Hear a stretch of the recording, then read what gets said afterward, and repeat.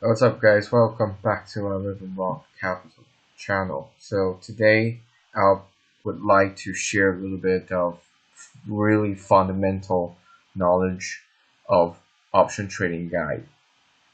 Basically, everything that you need to know before you trade options.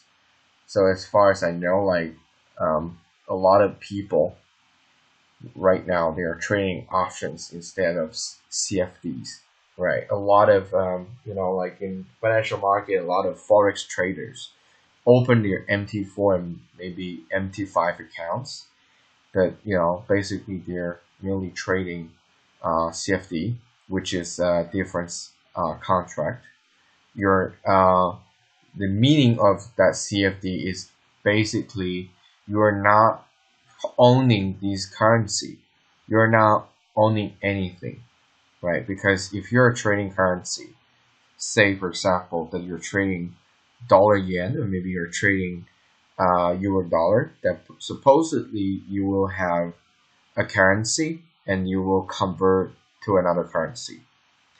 But given the CFD case, you're not owning any currency. You're merely making a bet with the contract issuer. You're betting these the price of dollar yen would go up, the convert rate of that would go up or go down. If you're right, you're making money, and that's it. You're not getting a spot. So that's why in the currency market, a lot of MT4 traders and also MT5 traders suffer a huge problem that they have insane amount of leverage. Sometimes some really shady broker will give all these so-called traders maybe 100 to 200 times of leverage. So in this case, if you are a small trader that you're trading $500, maybe $100, that your account will blow up very, very easily. So I think one of the better solution that if you still want to trade financial instruments with more leverage and with more upsides, but at the same time more protected, you can trade option, right? So you have varieties of options. Most of the time, you open a brokerage account. Maybe you open maybe a Robinhood. Maybe you open an interactive broker, or maybe you're opening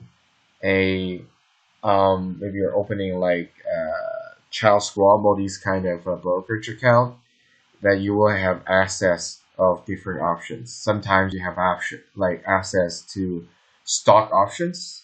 You will also have the access of ETF options. And sometimes we can trade futures options.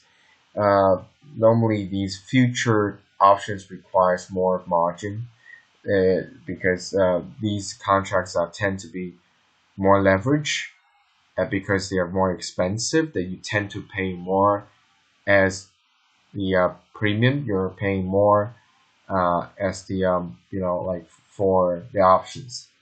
So you need to understand what kind of options you're trading before you access all these instruments. And therefore, it's very important for you to learn all these options basics.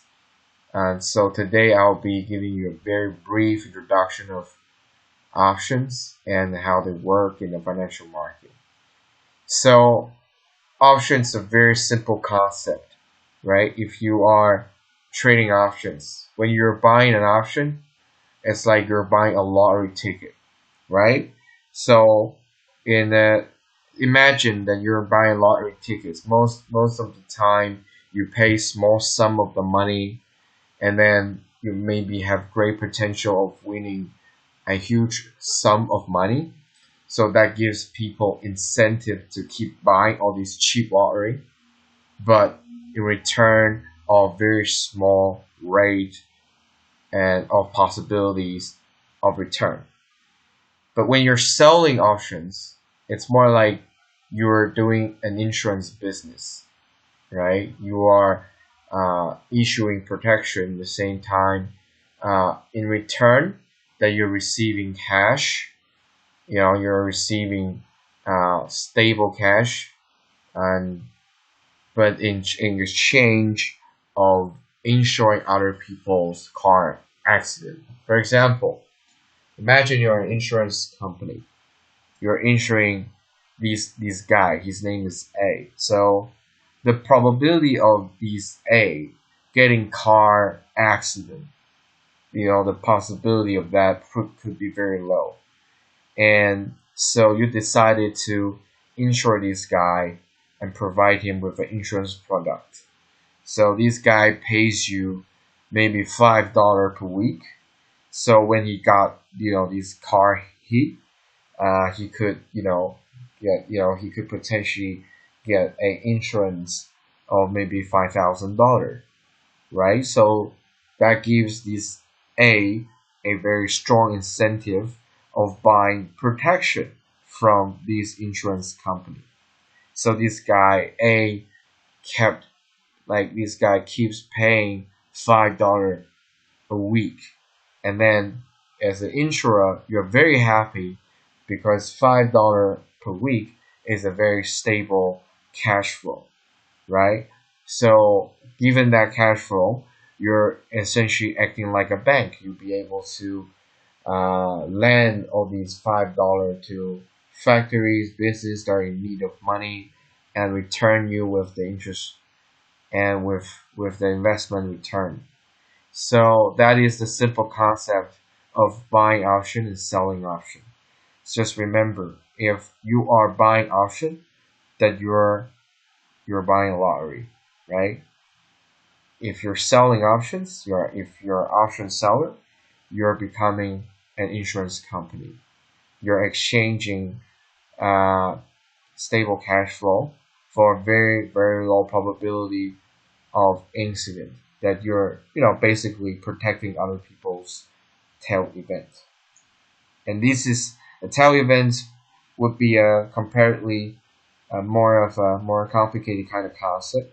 In future, we could talk about the very concept, the easiest way to understand what could be a tail event, right? So this is a wonderful website, www.optiontradingarcade.com. So you can see different sections. So you can see the definition of options and the basic option spreads, options lingo, call and puts. So basically, when you're trying to trade options, you start with, you start being a option buyer, that you are long options, right? These are the several terms that you have to understand before you trade option. Because if you want to sell the options, if you want to be an option seller, it takes more of authentic skills and risk management skills, right? Because everyone can buy a lottery, right? It's simple, go street. But the point is, you will lose a lot of money if you're not lucky enough, right? So when you're selling options, you need to calculate the risk. You need to be very fully aware of the market condition. You need to be able to manage the risk. You need to be able to manage the upsides and also the downside risk, upside return and downside risk. So it takes more skills and knowledge to become an option seller, all right? And here, you start by long calls and puts. Buying calls, you're buying puts, and buying call is like a right. You're long a right. What if a stock is if you're a long call, that means you are very, very positive. You're optimistic of certain stock, and that stock price is going to surge. So you buy a call that, if you have if the underlying, that means the stock price moves across the range of that call, you're receiving money, right? If you're long puts, that means you're being pessimistic of that company, that you are very bearish, right? You think the company's stock price is going to drop. So when you're long a puts, that essentially at maybe at price X, if that stock drops below the price of X, your put options start getting more value, and you're getting money. You're making money out of both long calls and puts, right? That's the two very simple and basic concept. And we'll talk about the basic option strategies, such as long call, long puts, short call, and short puts. And these are very simple strategies. And in the future, I'll be launching a premium class. You'll be able to learn a bit more of advanced and derivatives and options educations there. So here, as you can see, you have bullish strategy, you have callback spread, you have synthetic long stock, cover puts, Mary puts. Bearish stock strategies, cover puts, put back spread, synthetic short stock, right? You have neutral non-volatile strategies, call ratio spread, long butterfly, long iron butterfly, long iron condor, put ratio spread, and short strangle. And also volatile strategies. That basically what it means, right? In a stock market sense, if we're saying bullish strategy, that means we are we're being very positive of the market. The market price could go, and what if we're saying bearish, we're basically saying we're really pessimistic of the market situation, right? So you bet maybe the stock price will start falling. And neutral non-volatile strategies usually are for those advanced players, because most of the stock traders or maybe forex speculators will want to take advantage of price movements, because you want the price to either go up or either go down, right? And it's very, very difficult to make money if the market is being consolidating all the time, right? It's vibrating all the time. So it's difficult to make money when the price is not moving anywhere, because you are relying on a trend for you to make money.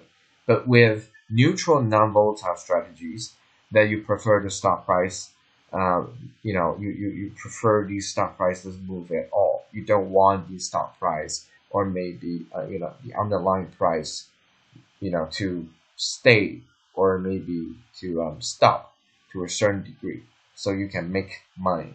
So this strategy is quite good when the market isn't going anywhere. A lot of speculators may think, oh, it's not a good time, it's difficult to make money now.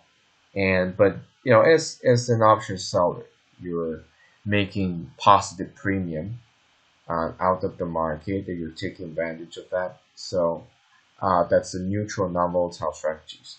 So as for the volatile strategies, that you're taking advantage of the volatility, that the stock price have larger kind of volatility. And as an option trader, you will learn how the very simple concept and the basic concept of volatility. In the next section, I'll be talking briefly about volatility. But today, we will just mainly talking about the basic of the options, right?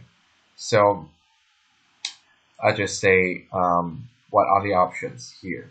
It provides really good definition of the options. Options that are another form of security that you can invest and trade in the stock market, like futures.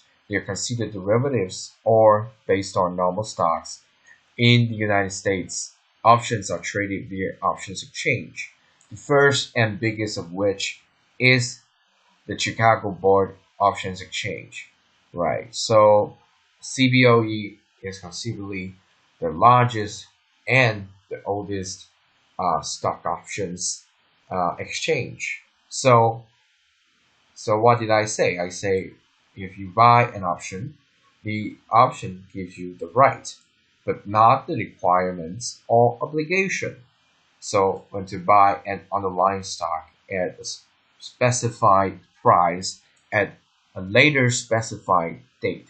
For example, you can buy an option to buy shares in Microsoft in say 2 months' time at a predefined price. Okay, so the most widely used method of explaining these, blah blah blah, right? So if you are, imagine you just found your dream home, can afford 100,000, you need to buy it today. You then contact the owner. The both of you agree to a contract where you get the right to buy the house in 6 months' time, say 110,000, taking into account the rising cost of the housing. However, since you could possibly run away without buying the house, leaving the owner waiting 6 months for nothing, you agree to pay him a token down payment or premium of $5,000 for the right to buy his house. A simple concept, right? So that is why when you buy an option, you are not owning the particular stock, you are not owning the spot, you are simply getting the right to have your paying a down payment. So when the price reaches to that level, you know that you have the possibility in the future to get the stock at the rate that you want. Okay, so basically, if the stock market value rises above your agreed upon price, you profit. But if the stock's value crashes, all you've lost is your premium. So that is precisely the reason why I say, instead of trading insanely leveraged CFD, that trading options, for example, long call or maybe long puts, could potentially be another, better choice or maybe options, because the maximum money that you're going to lose is the premium, right? If the stock market really does move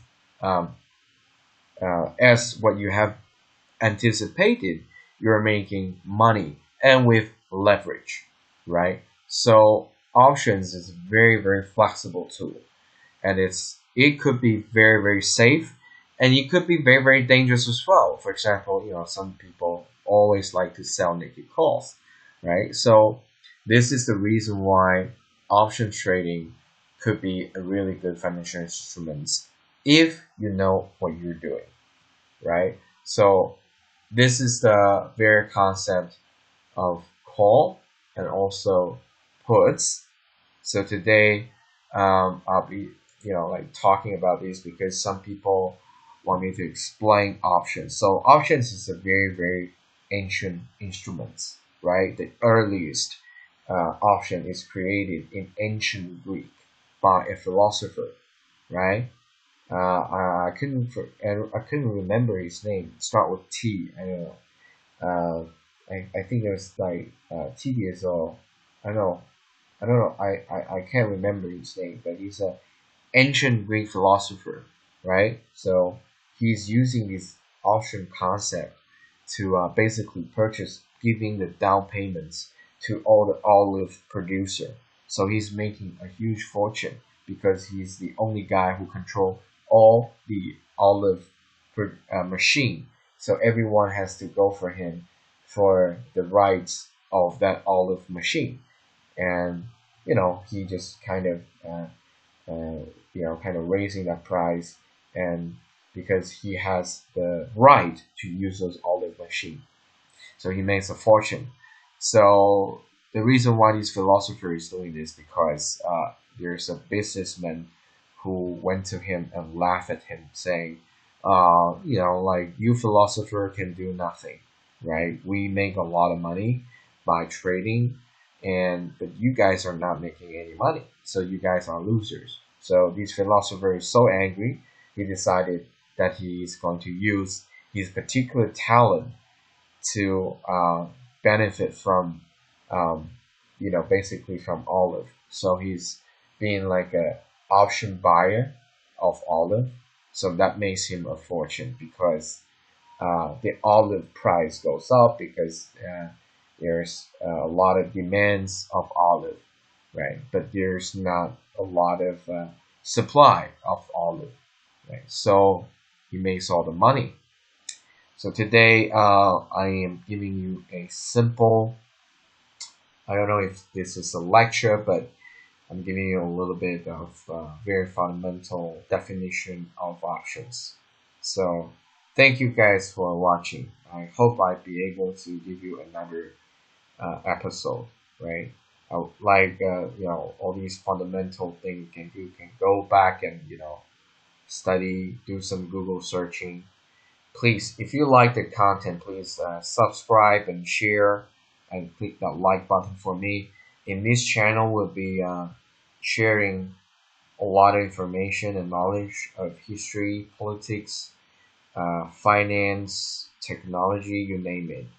I will also have another sector of technology. We'll be talking about the cutting edge technology, and I'll be gradually building YouTube as a good platform, so people here can really learn and share our knowledge. Okay, so thank you guys for watching. Give me a sub, and I'll see you guys next time. Bye.